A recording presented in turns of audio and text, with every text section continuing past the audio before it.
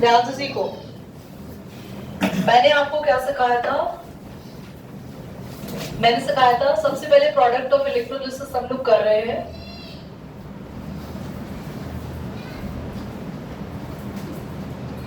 हमने पढ़ा था प्रोडक्ट ऑफ इलेक्ट्रोलिसिस में दो चीजें होंगी, एक आपका सॉल्यूशन और एक आपकी इलेक्ट्रोड्स।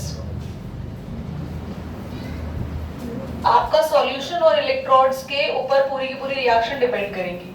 हमने पढ़ा था कि ये ऑन है, हमने पढ़ा था कि अगर हमारे इलेक्ट्रोड्स कैसे हैं, इनर्ट, तो सॉल्यूशन से हम लोग क्या देखेंगे, रिएक्शन, है ना।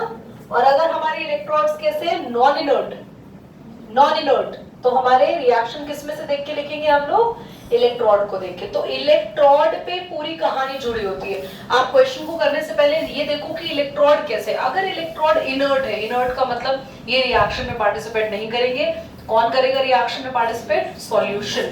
बट अगर हमारे इलेक्ट्रोड नॉन इनर्ट है तो सॉल्यूशन से कोई लेना देना नहीं है, रिएक्शन में कौन पार्टिसिपेट करेगा, इलेक्ट्रोड। ध्यान से देखेंगे बच्चों, क्वेश्चन नंबर 1, ठीक है। Right the product of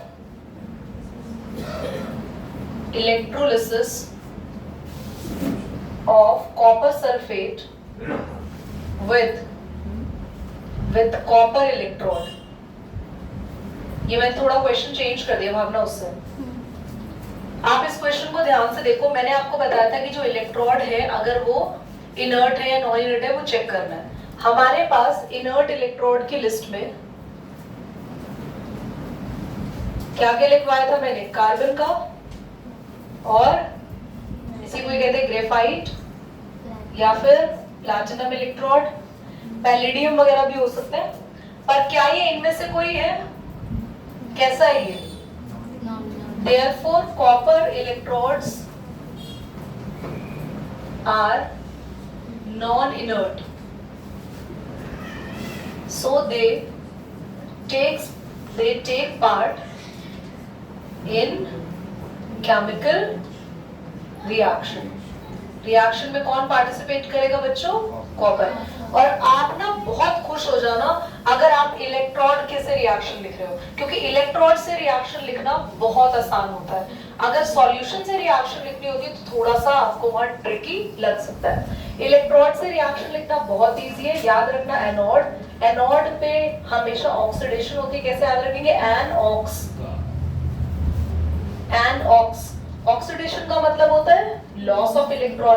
copper ही है यहाँ पे जो रिएक्शन कर रहा है, तो कॉपर हमेशा कॉपर 2+ में चेंज होगा और 2 इलेक्ट्रॉन को लॉस कर देगा। इसी की बिल्कुल उल्टी रिएक्शन हमें कैथोड पे लिखनी है।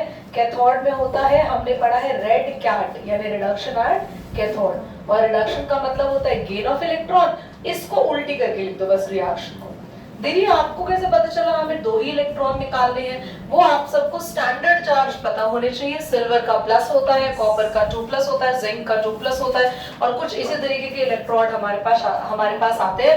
मेटालिक इलेक्ट्रोड्स होते हैं और मेटल के स्टैंडर्ड चार्ज आपको पता होने चाहिए। Now here come to this question everybody. Question बोल दो भावना एक बार। Write the product of electrolysis of aqueous solution of AgNO3 using platinum electrode. ध्यान से देखना बच्चों, हमारे पास ये क्वेश्चन आया प्लैटिनम इलेक्ट्रोड का। Platinum electrode is a kind of inert electrode, तो हमारे पास ये इनर्ट है। सो रिएक्शन प्रोसीड्स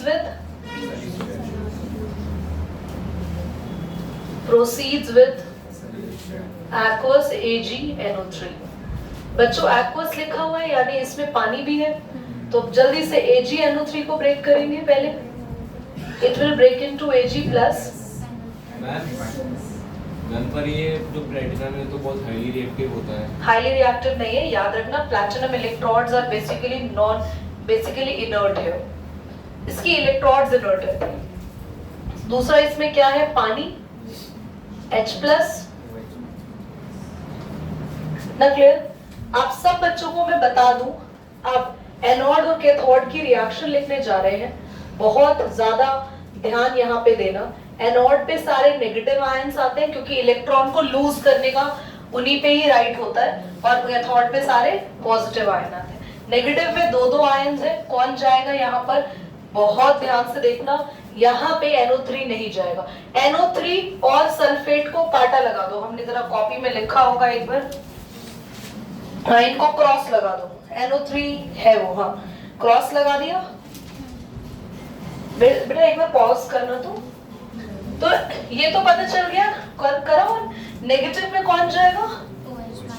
जल्दी से OH माइनस की रिएक्शन याद कर लेना। 4OH माइनस कन्वर्टेड 4 इलेक्ट्रॉन और ये बना देगा 2H2O। और कौन सी गैस रिलीज होगी कैथोड एनोड पे हमारी? O2। कौन सी गैस? ऑक्सीजन। ठीक है। और बच्चों एनोड पे कौन जाएगा? मैंने सीरीज लिखवाई है, जल्दी से देखो।